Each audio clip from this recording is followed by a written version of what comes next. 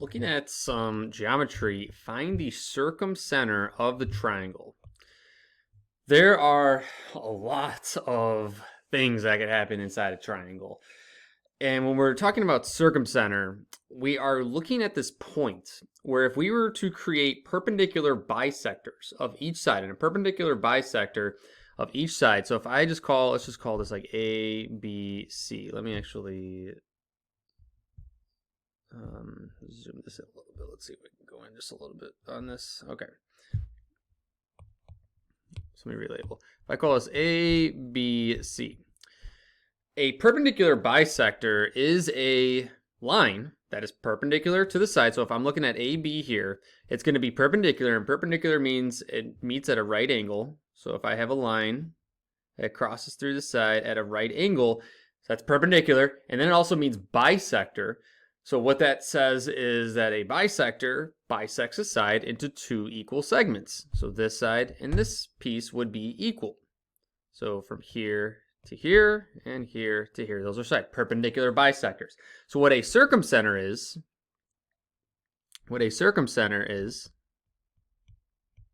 I don't want to move that back over. A circumcenter is a point where if we were to create perpendicular bisectors for all three sides, AB, BC, AC, that point where they all cross paths would be the circumcenter. And that point is is referred to as the point of concurrency. And another piece of information you want to know, so if I call that point, let's say P, point P is the circumcenter.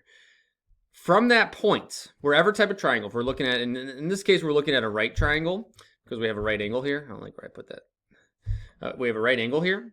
Since we have a right triangle, the circumcenter is going to be, of the three scenarios, a right triangle, acute triangle, and an obtuse triangle. This is the easiest of the three scenarios because you could just draw them in pretty easily as long as the numbers work out okay.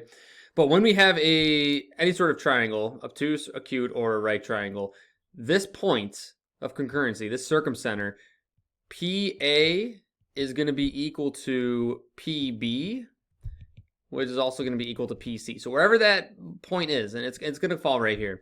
But this, and this, those are all three pieces are going to be equal. The really cool part of this is all the applications that can come from this.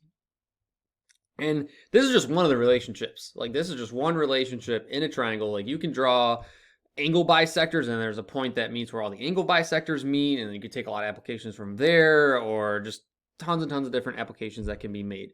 But in this example, let me try to clean this up a little bit. So in this example, we want to find the circumcenter of this triangle. And like I said, this is a right triangle because they meet at a right angle.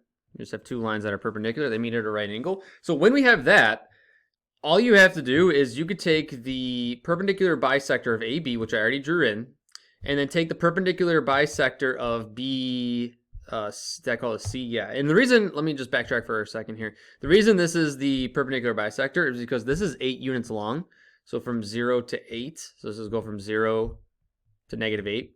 So this is 8 units long, so if you cut that in half, that would be 4. So that's why I'm at 4 right here. So that's going to bisect it into two equal segments of 4 units each, and then it's perpendicular, so it's going to cross through here. And then we do the same thing for the other side. So this is 10 units long from 0 to 10. So where would be half? That'd be 5. And I'm going to draw in a perpendicular line.